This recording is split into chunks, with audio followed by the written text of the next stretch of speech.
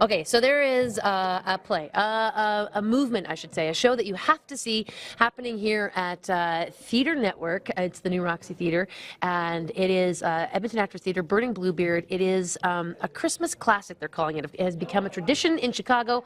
It's in its second year here. This is John Elliott, many people would say one of Canada's premier actors. Oh, well, it's very kind of you to say that, Bridget. Very welcome. And very true. Right, eh? Let's talk about this. Sure, okay. You play probably one of the most. You're like the stage manager, the guy that was really there. Yeah, well, there's a lot of people who are really there, but this guy was, he wasn't a performer, he was the stage engineer, or he was a stage manager, he was calling cues, he was moving scenery, he was that guy. Right.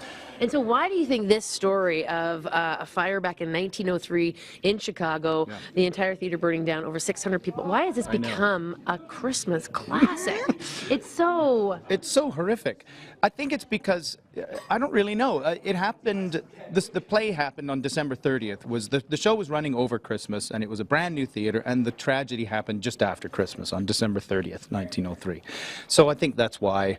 So I think it's kind of an opportunity to remember what happened and what the dangers were of performing in theaters back then. It's just interesting because even the characters, everything, theater back in 1903 is so different than what it is now. Oh, geez, yeah. Oh, the electricity, oh, the electricals we got now are way better than we had back then, eh? Didn't they have, think about this. This is kind of cool, though. Like, to light stage, they would have to light a candle. Well, that was a little before this time. I believe that was... Did they have electricity back then? Yes.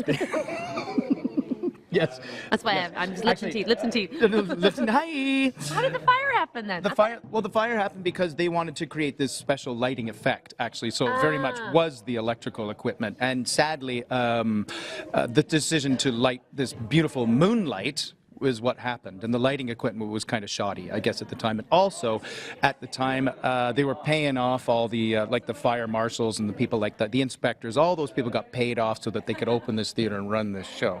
They needed to get it on, get it up, and get this thing going on. So all kinds of things went horribly, horribly wrong.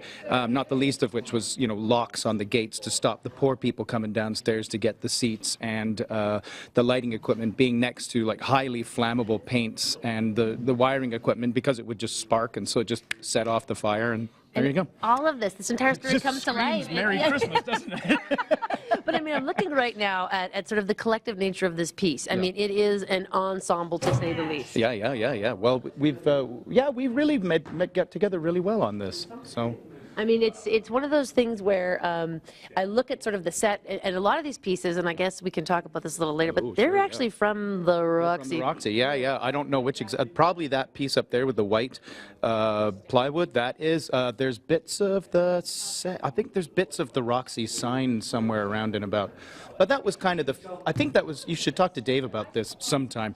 But it's true, though, like, it's sort of a kind of a... It was like a gift to the Roxy, I think, as well. So we're giving the audience a gift while doing this show, and so it's like a Christmas present, but it's a bit macabre. But it's like, it's awesome. It's beautiful, and it is beautiful. It's awesome to talk to John Elliott anytime. Get back there. Get back in. Get back in there. Practice your drama, and of course we'll be back. Dinner television continues after this. See you at Burning Bluebeard through December 24th.